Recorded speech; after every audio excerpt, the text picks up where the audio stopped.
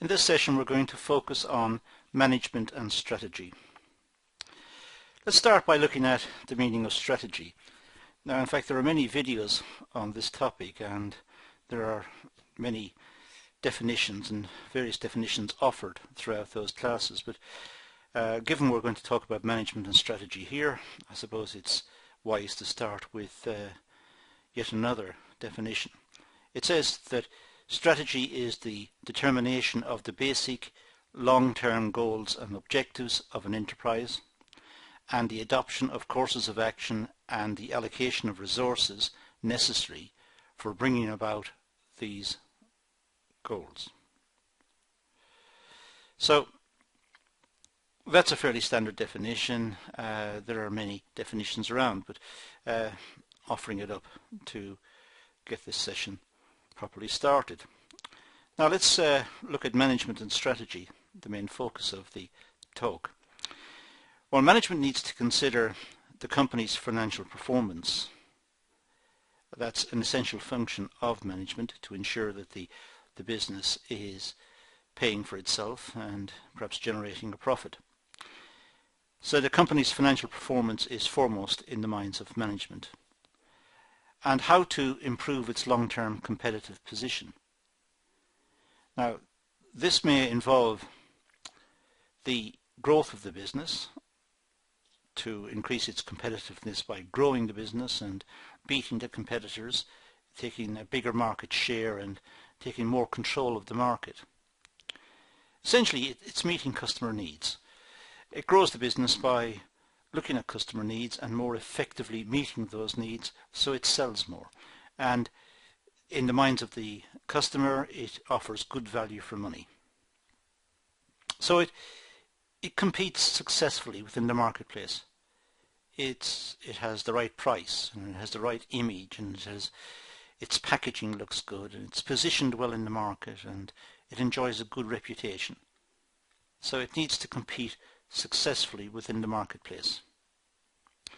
And it needs to have an organizational structure which is efficient, which enables it to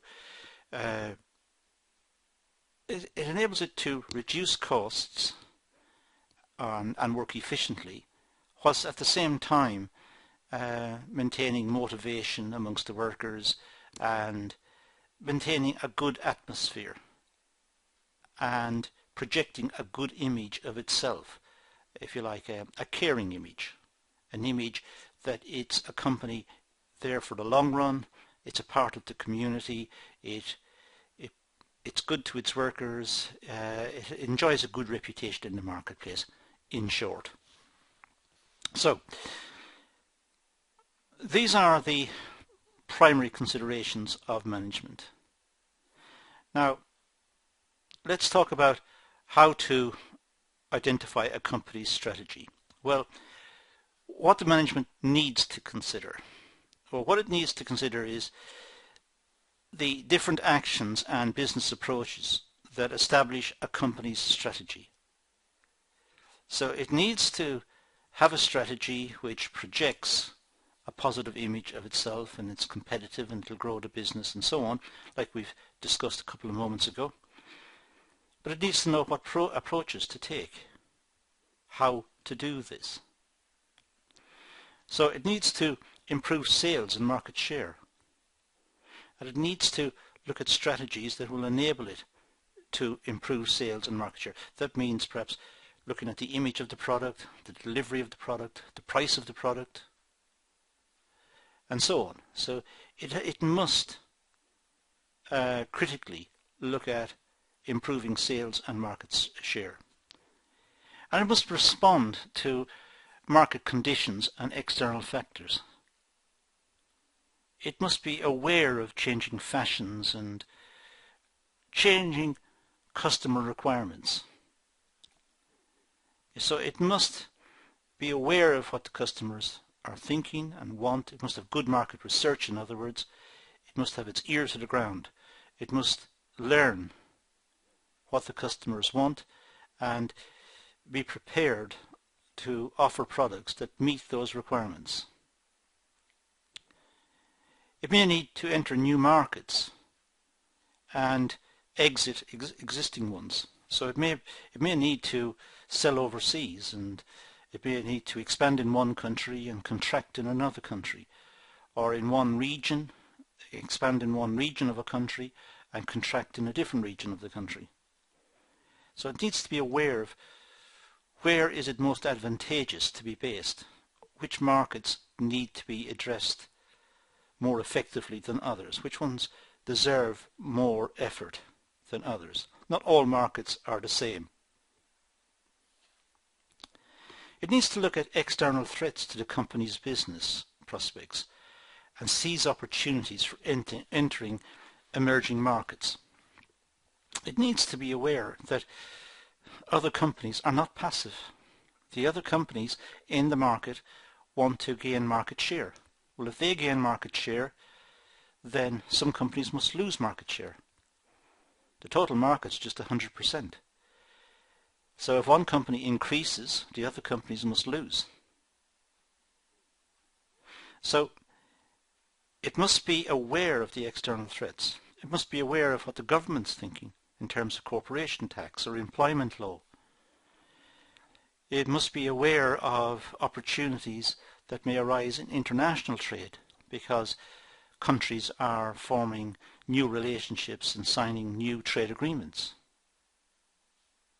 So it must be able to seize the opportunities that are coming forward as well. And it must be able to correct any competitive weakness that it detects. If the company is overpricing the product, it must be aware of this. So there must be accurate information flowing back from the market, telling it how it's seen in the market, how the customers see the product. And it must be prepared to correct any weakness. And it must have actions in managing the internal environment of the business. It must be aware of its advantages, its core competencies, if you like, what it can do best. But it must also be aware of areas that need fixing. It must be channeling resources and effort and time into fixing any weaknesses in the business.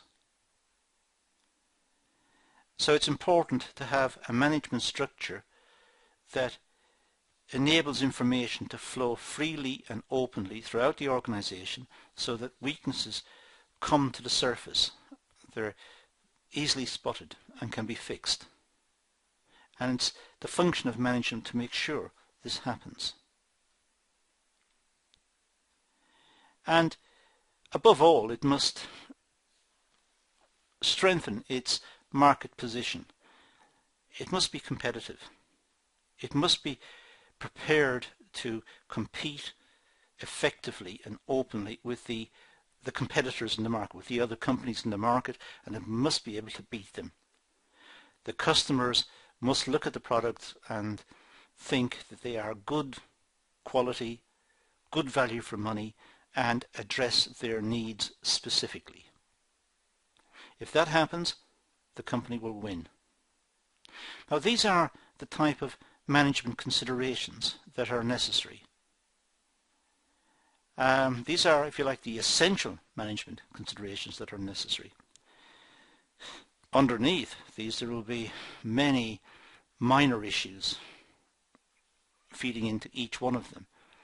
But we'll look at here the broad headings, and these broad headings are essential for management to consider. So that's all I'm going to do in this session. We've looked at management and strategy and what management needs to consider. So let's leave it at that and say thank you for watching.